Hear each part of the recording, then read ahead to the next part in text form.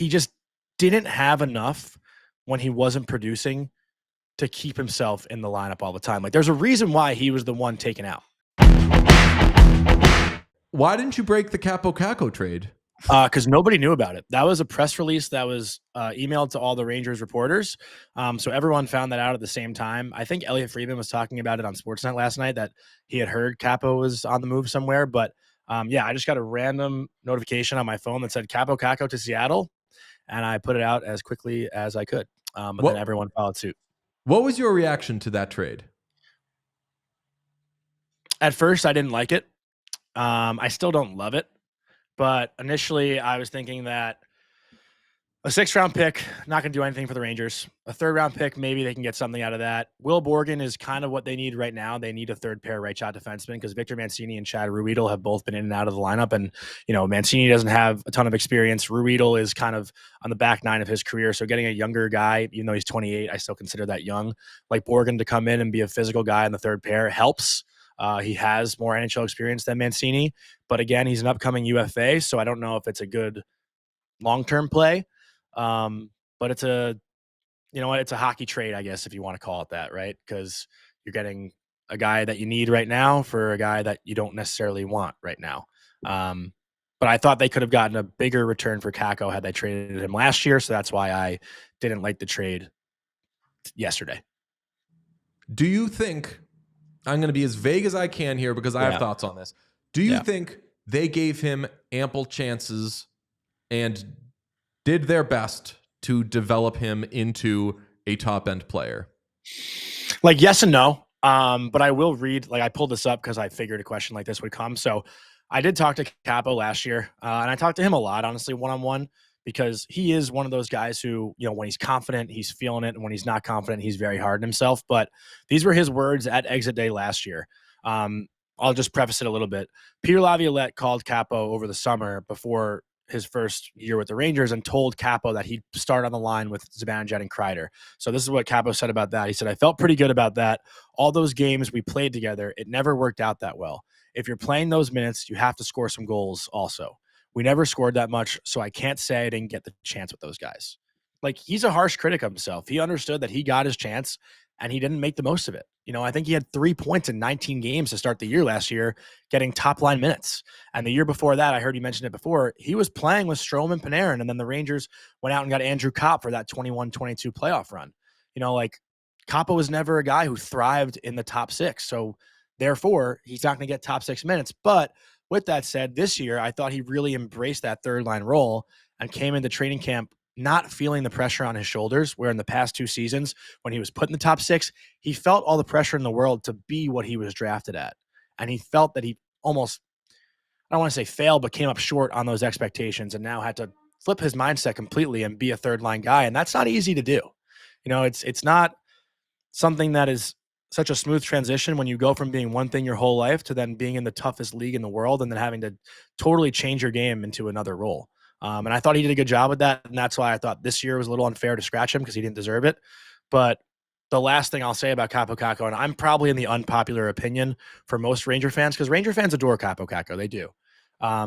But he just didn't have enough when he wasn't producing to keep himself in the lineup all the time. Like, there's a reason why he was the one taken out, because he doesn't kill penalties. He doesn't necessarily throw the body around. He's responsible defensively, but doesn't necessarily block a ton of shots. And sometimes just didn't really have the jam, and you need that. You need the emotion, and he didn't bring that always. So he was essentially the fall guy, and him saying that sometimes the young guy is the one taken out. He's 23 years old, but it's his 6th year in the league. Yeah, I mean, if you're a year away from UFA, you're not a young guy anymore. You're young for the earth, but you're not for the... Is it UFA 26? UFA is 26 or 27, or a certain amount of time in the NHL. And I think maybe, I could be wrong, I think he's closer to UFA than... He's going to get there before whatever the age is. He was an RFA this summer, but the Rangers signed him last summer to a 1-year deal. The writing was on the wall. Right. So, sorry, Sarah, did you have something? Just agreeing. Yeah. What you're talking about sounds like the Bruce Cassidy thing that I always go back to with players, where Ryan Spooner. if you don't have an A game, you got to have a B game. Yeah. Does he not have a B game at this point in I his career? I don't think so. No. All right, so that if you're trying to desperately get in or like get yourself back to what you once were, then that ends up being the player that you try to scratch. But my Yeah. point, you probably know if you were watching earlier in the show, is like I think they did give him a lot of chances, Yeah. and I thought that they gave him like, because this happens all the time with young players where you're like, if only they were in the right situation and you just gave them a run and said, hey, mess up, don't worry, we're gonna stick with you, it's gonna be okay. Like the Rangers, it always seemed to me, did that with Kakko. Like, what more could you give him? Just like top power play and everything. Like, he didn't deserve that, or he wasn't showing that he could really do that yet. So I'm not as against the Rangers on this as a lot of people are. I'm not either. And listen, Lafreniere had his breakout year last year. He's still not on the top power play. That's just how it goes, right? And maybe that's where the other side agrees, right? Like they're not giving these guys the opportunity. Like that's maybe where I would play devil's advocate. Um, but listen, I think Kakko would even tell you that he got his shot personally. And I think what disappoints him the most is that he did find chemistry with Cooley and Hedel this year, and they were playing, as the most consistent line. Like he didn't really deserve any blame for how the team has been playing this year. But then again, he hasn't played himself into a bigger role. See, that's my question for you. They were the most consistent line, and the top dogs really aren't performing anywhere near they need to be. So, what kind of message does this send to them?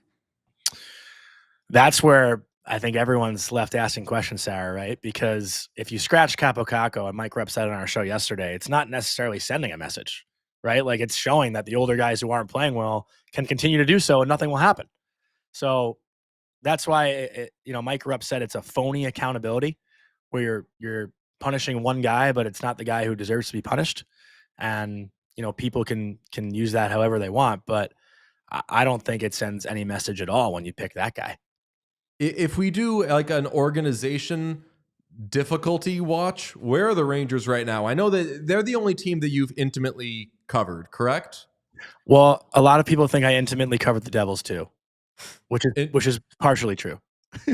Okay, so you're an experienced Devils, Sean. If you could update his little tagline thing to just longtime Devils reporter, but I know that you mostly deal with the Rangers, but I'm sure that with visiting teams and everything, you deal with other teams, media relations and everything.